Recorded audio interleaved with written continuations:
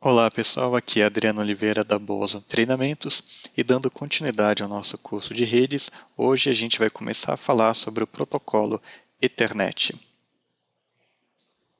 O protocolo Ethernet então é um conjunto de tecnologias para a rede local.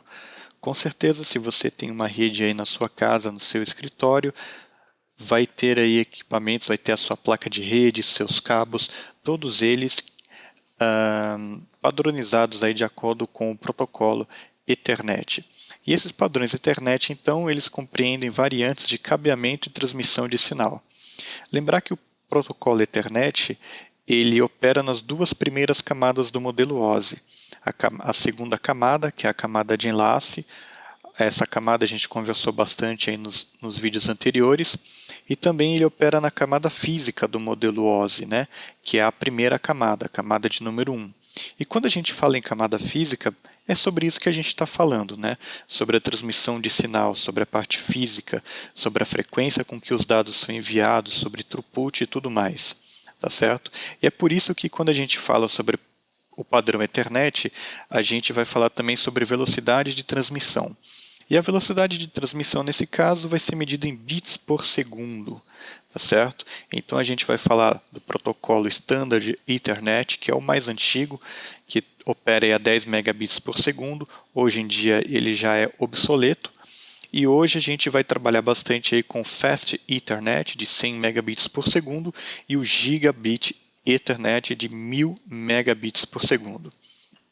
Se você está sentindo alguma dificuldade de entender o que é bit, o que é megabit, etc., eu recomendo que você dê uma olhadinha no nosso primeiro vídeo da playlist de hardware, onde a gente explica direitinho o que são esses termos aí, bit, byte, mega e tudo mais, tá certo? O padrão Ethernet ele é definido pelo IEEE como 802.3. Para quem não sabe, né, IEE é o Instituto de Engenharia Eletroeletrônico. Eu vou fazer um vídeo sobre isso para explicar direitinho, mas seria o instituto que vai estar padronizando essas coisas relacionadas à tecnologia. E o Comitê 802.3 é aquele que cuida da padronização do protocolo Ethernet. Então, sempre que você... Então, assim, primeiro, Ethernet é um padrão. Legal? Então, todos os equipamentos que possuem dispositivos Ethernet, eles devem se conversar entre si, se comunicar entre si de um jeito ou de outro. E como... e voltando, né, como ele é um padrão, ele é definido, né, ele é, digamos assim, ele é padronizado, padrão padronizado, ele é definido pelo Instituto, pelo IEEE, como a gente conhece. Eu vou falar um pouquinho sobre o Instituto em outro vídeo, mas você sempre vai ouvir então esse termo. Sempre que você ouvir 802.3 IEEE 802.3, a gente está se referindo a algum dispositivo que funciona de acordo com as normas do protocolo Ethernet, tá certo? E os protocolos, né, mesmo e assim, e os padrões, né, eles são compatíveis entre si. A gente vai ver que isso existem algumas vezes que a gente tem que tomar cuidado com isso, mas via de regra eles trabalham bem entre si. E aqui então a gente colocou mais algumas informações. Como havia falado anteriormente, né, o protocolo Ethernet ele atua na camada 1 e 2 do modelo OSI. Né? A gente fez um videozinho há um tempo atrás aí falando sobre, acho que foi o segundo vídeo aqui da playlist de redes. A gente comentou um pouquinho, né, sobre o modelo OSI. Então você pode dar uma olhada lá. E o Ethernet então ele opera aqui nessas duas camadas aqui do modelo OSI, que são aquelas que tratam mais das coisas físicas, da transmissão dos dados, né? Na camada física, propriamente dito, a gente está falando mais em sinal elétrico, em bits, e aí na camada 2 a gente já começa a falar em quadros, né? A gente falou bastante sobre a camada 2 nas últimas aulas. E aqui então ele também coloca algumas referências, né, sobre o Ethernet. Então, por exemplo, aqui no caso do Standard Ethernet, que é aquele padrão mais antigo, né? Ele tem aqui, né, o 10 base 5, 10 base 2 e tudo mais. No caso, o primeiro número aqui, né, qualquer um dos três, né, mas o primeiro número ele sempre se refere à velocidade. Então aqui no Standard tudo começa com 10, né? Porque esse padrão aqui ele só trabalha com 10 megabits por segundo.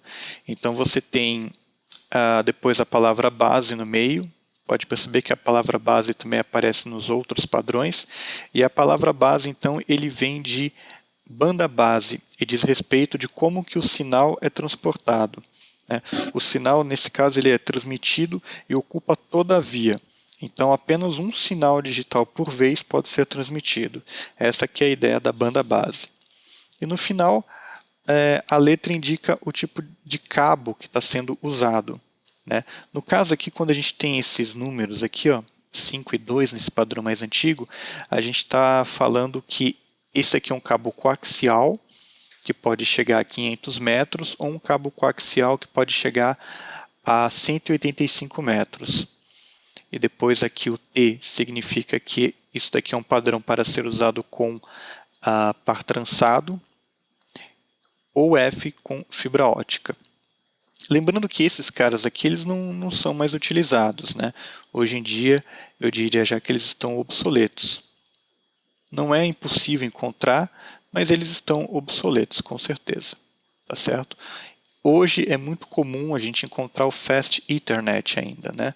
Porque a gente está falando aqui de 100 megabits por segundo. Então, 100 megabits é uma taxa muito razoável, né?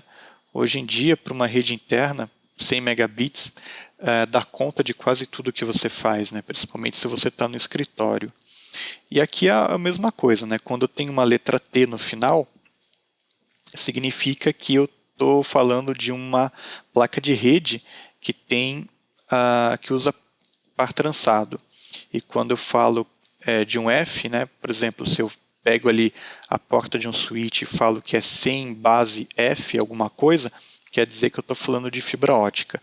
À medida que nós formos dando uma olhada mais perto, né, dando uma olhada com mais detalhes nos cabos, os números aqui depois da primeira letra vai ficar mais claro também, tá bom? Por enquanto não precisa se preocupar com ele. E por final, o padrão Gigabit Ethernet, né? Que aí tudo começa com 1000, né? Quer dizer que ele trabalha com 1 gigabit por segundo de transmissão, tá certo? Aí o T é a mesma coisa, né? Par trançado, e esse L aqui também está se referindo à fibra ótica.